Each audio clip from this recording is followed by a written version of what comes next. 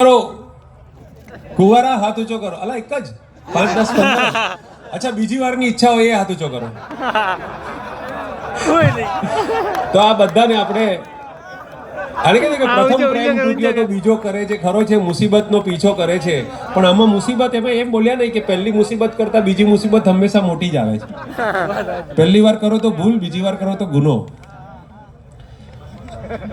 તો સાંભળજો કે પન્નીને પતાઈ તો કેટોની ને વાહન જો અથડાઈ તો કેટોની ને હમણાં તો કેટો છે કે પાપન પર ઉચકી લેવું. માણસ શું કે પ્રેમમાં આ તુજે મેરી પલકો પે બિઠા લઉં. બાબુભાઈ આવું કે હમણાં તો કેટો છે કે પાપન પર ઉચકી લેવું, પછી માથે ચડી જાય તો કેટોની. તમે આટલી હાઈટ આપો પછી તો આટલું જ રહે ને. કે હમણાં તો કેટો છે કે પાપન પર ઉચકી લેવું, પછી માથે ચડી જાય તો કેટોની. ને હમણાં તો પ્યાર જાણે રેહમની ડોરી, રેશમ કી ડોર સે ઉસે બાંધ लिया જાય. કે હમણાં તો પ્યાર જાણે રેહમની ડોરી, અરે એના પર લુગડા હુકવાય તો કેટોની. ને એની આંખોના આભમાં પંખીના ટોળા. માણસ પ્રેમમાં પડે કેવું કેવું લખે કે એની આંખોના આભમાં પંખીના ટોળા, પછી ડોળા દેખાય તો કેટોની. ને હમ ટુમર તન્હાઈ બધું ઠીક મારા ભાઈ. માણસ પ્રેમમાં પડે એકાંત શોધે.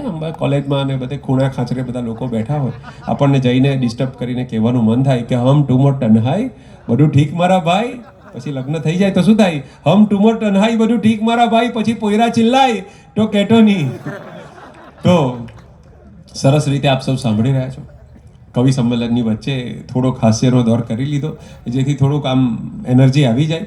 પણ સાહેબ, તમારા શહેરમાં, તમારા ગામમાં કામ છે ને, એક એવી કહેવત છે કે સ્વદેશે પૂજ્યતે રાજા, વિદ્વાન સર્વત્ર પૂજ્યતે. રાજાની પૂજા પોતાના દેશમાં થાય, પણ જો તમારા દેશમાં કોઈ વિદ્વાન હોય ને, તમારા ગામમાં કોઈ વિદ્વાન હોય ને, તો આખા દેશમાં એની પૂજા થાય.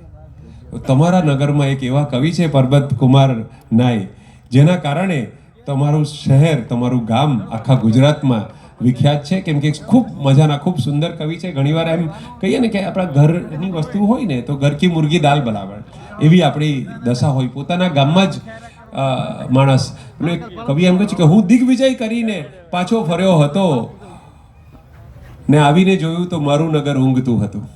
એટલે માણસ બહાર ગમે એટલી પ્રસિદ્ધિ કમાઈને આવે, પોતાના ગામને ઘણીવાર કદર હોતી નથી. પણ મેં રોહિતભાઈને એક જ ઈશારો કર્યો કે તમારા ગામમાં એક સારા કવિ છે અને તમારા ગામે એને મંચ આપવું જોઈએ, અને એક જ અવાજે એમણે મને હા પાડી. અને આજે પરબત કુમાર નાઈ હાજર છે. જોરદાર તાળીથી એમને વધાવી લઈએ મિત્રો.